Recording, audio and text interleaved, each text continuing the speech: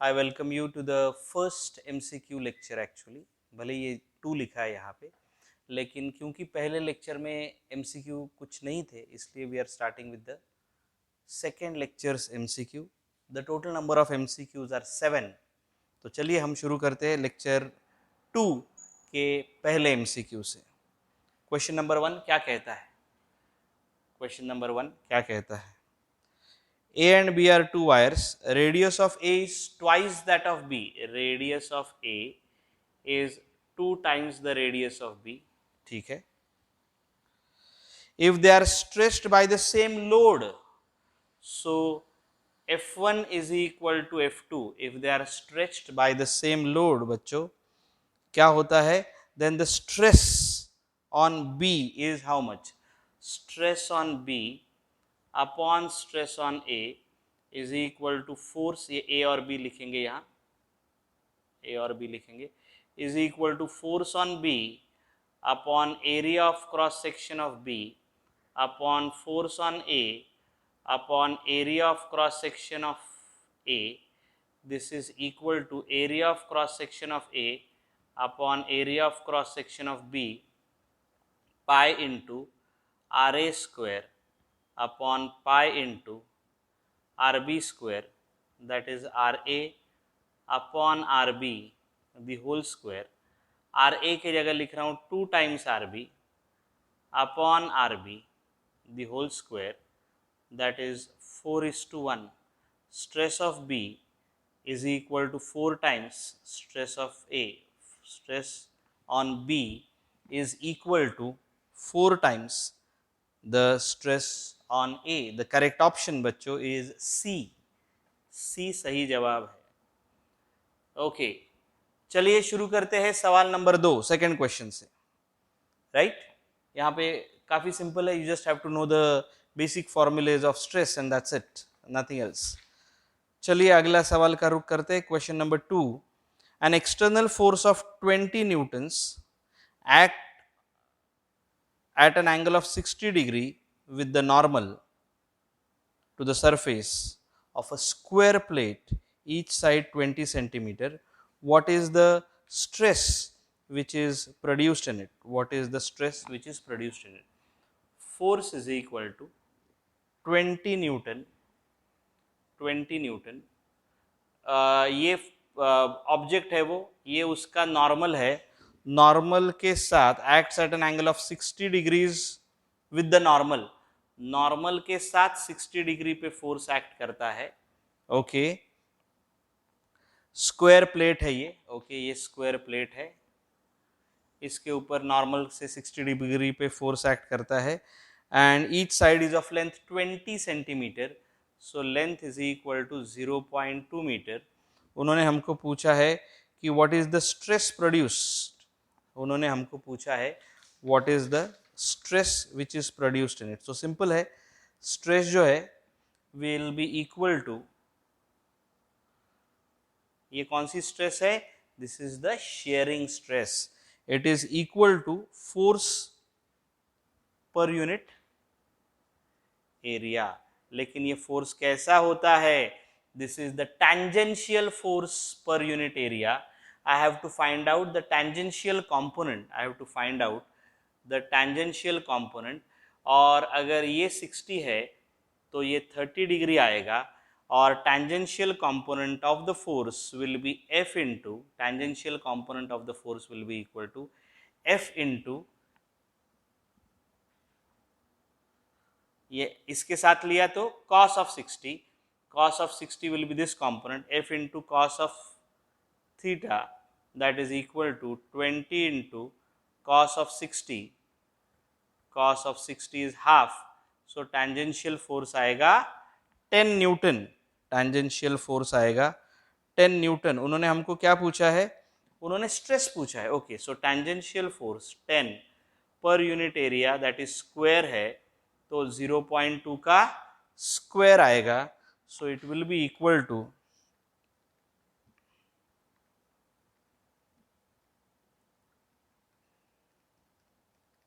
the answer which I am getting is 250. This is 250 Newton per meter square. It is 250 Newton per meter square. और सही जवाब है इसका option number D, fourth option.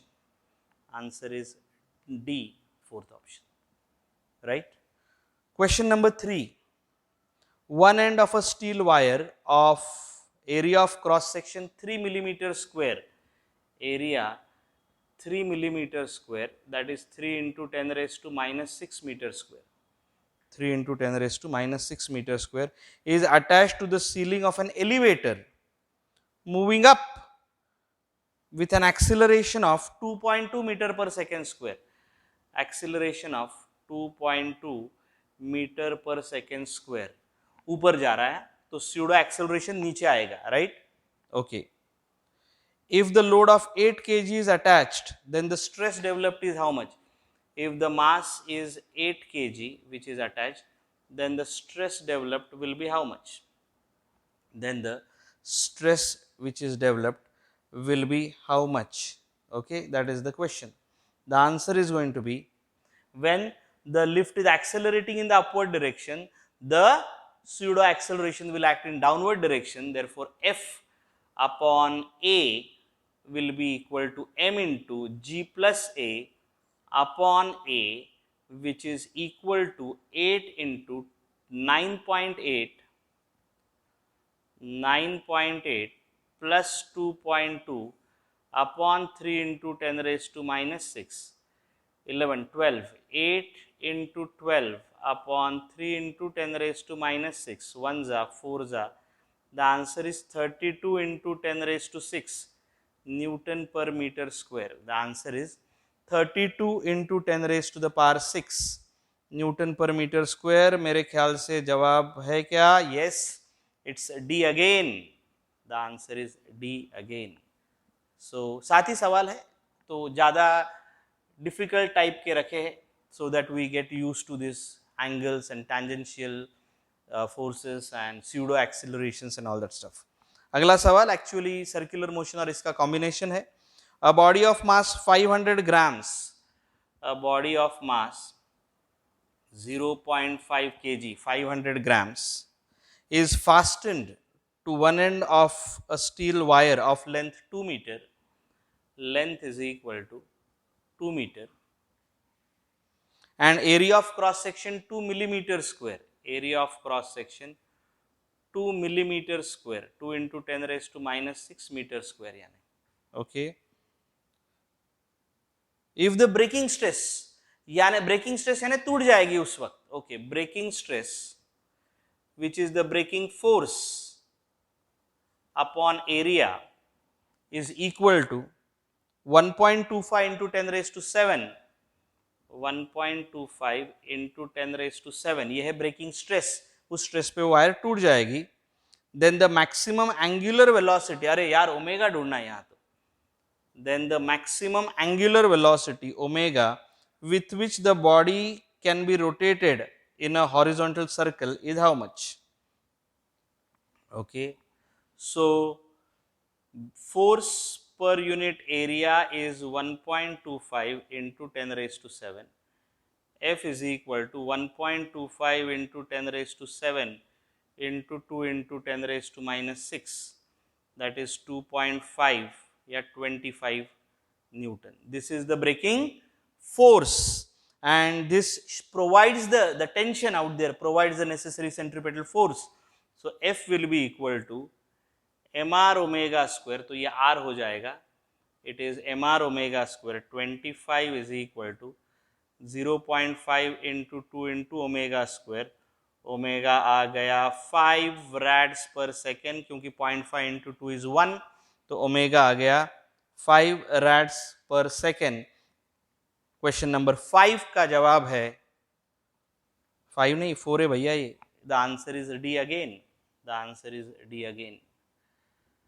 Okay, 4 हो चुके हैं, 3 बाकी है. 5वां सवाल. A body of mass 1 kg, a body of mass 1 kg is attached to one end of a wire and rotated in a horizontal circle of diameter 20 centimeters. So radius diameter 40 centimetres, तो radius आया 20 centimetres which is 0.2 metre with a constant speed of 2 meter per second. V is equal to 2 meter per second. What is the area of cross section of the wire if the stress developed is? What is the area of cross section of the wire if the stress which is developed is 5 into 10 raised to 6 force per unit area, 5 into 10 raised to 6. Force will be equal to 5 into 10 raised to 6. नहीं, मुझे क्या ढूंढना है, मुझे area ढूंढना है भाई, ये कुछ काम का नहीं. I want to find out the area. So area will be equal to force upon 5 into 10 raised to 6. Force is mv square upon r upon 5 into 10 raised to 6.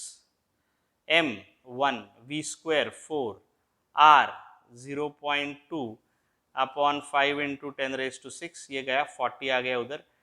20 upon 5 into 10 raise to minus 6. Answer is 4 into 10 raise to minus 6, that is 4 millimetre square. मेरा जवाब है 4 millimetre square. The answer is C, third option. The answer is C, third option. First, second, third, fourth, fifth. Okay, छठे सवाल को देखते हैं और analyse करते हैं क्या है. A rope 1 centimetre in diameter, so radius is equal to 0.5 centimetre, that is 0.5 into 10 raise to minus 2 metre. Breaks CET 2015. Breaks if the tension exceeds 500 newton, यानी force will be equal to 500 newton. Breaks if the force exceeds 500 Newton. The maximum tension कितना आएगा tension? The maximum, ये 1 है case 1. The maximum tensions यानी force 2 is equal to how much? If the rope has diameter 2 centimeter, तो radius आएगा 1 centimetre, that is 1 into 10 raised to minus 2 metre. तो stress दोनों के ऊपर सेम, या force is directly proportional to area of cross section. जितना area of cross section ज्यादा है उतना फोर्स ज्यादा आएगा. So F2 upon 500 is equal to pi into R2 square upon pi into R1 square. F2 is equal to 500 into R2 upon R1, ये 2 आएगा रे बंदो. This is R2 1 into 10 raise to minus 2 upon 0.5 into 10 raise to minus 2 का square. This is going to be 500 upon 0.25. 500 upon 0.25 कितना आता है? 500 upon 0.25. Answer is 2000 newtons. The answer is 2000 newtons. The correct option is A. The correct option is A. सवाल नंबर 7, आखिरी सवाल आज का, क्वेश्चन नंबर 7. चलिए सवाल को पढ़ लेते हैं, बड़े गौर से देखिएगा उस सवाल को. उन्होंने यहाँ पे एक ग्राफ दिया हुआ है और उस ग्राफ के तहत हमको एक्सप्लेनेशन पूछा है. ग्राफ कैसा है? ग्राफ कुछ ऐसा है. और क्या पूछ रहे वो? उस ग्राफ के ऊपर 3 पॉइंट्स मार्क किए हैं. ये एक है बी पॉइंट, ये है ए पॉइंट और ये है सी पॉइंट. ये जो पॉइंट्स मार्क किए हुए हैं ग्राफ के ऊपर, पूछे क्या हो रहा है? दो मॉलिक्यूल्स, क्वेश्चन पढ़िएगा. The potential energy U between two molecules as a function of the distance x. So this is x and this is U, that is what it is. तो होता कैसे? दो मॉलिक्यूल जब बहुत दूर है तब कुछ भी नहीं होगा. जब वो नजदीक आना शुरू हो जाएंगे, attractive forces will start dominating और वो एक इक्विलिब्रियम डिस्टेंस पे आएंगे. उससे कम अंतर पर अगर हम उनको लेके जाने की कोशिश करते तो repulsive forces will start dominating. So point C पे attractive force dominates, point B पे इक्विलिब्रियम आ गया अट्रैक्टिव और रिपल्सिव फोर्सेस में. किसमें होगा, इसका पॉजिटिव इसके निगेटिव अट्रैक्शन, इसका निगेटिव इसका पॉजिटिव अट्रैक्शन, दोनों का पॉजिटिव रिपल्शन, दोनों का निगेटिव रिपल्शन। सो ये बैलेंसिंग पॉइंट है बी, और इससे नजदीक लाया तो रिपल्शन डोमिनेट्स। चलो देखते हैं क्या है कि इस डोमेन में अट्रैक्शन विल डोमिनेट, इस डोमेन में repulsion will dominate, and this is the balancing point, that is what it is, and the answer is a, attracted when x lies between b and c, yes, and are repelled when x lies between a and b, the answer is a, first option। Question number 7 जो है उसका सही जवाब है ए, first option. मैं थोड़ा side में हट रहा हूं ताकि आपको साथ के साथ सवालों के जवाब आपको दिखाई दे। आपको स्क्रीनशॉट लेना है तो वो भी ले सकते हैं आप, और सभी 7 सवाल और उनके जवाब आपके सामने हैं। थोड़े से ज़्यादा टेक्निकल क्वेश्चंस रखे हैं ताकि आप उसके गहराई को समझ पाओ, कुछ क्वेश्चंस एंट्रेंस में आए हुए भी है। इसके बाद हम आपसे वापस मिलेंगे अगले लेक्चर के एमसीक्यू के साथ, तब तक के लिए रुक जाते हैं। Thank you so much and have a great day.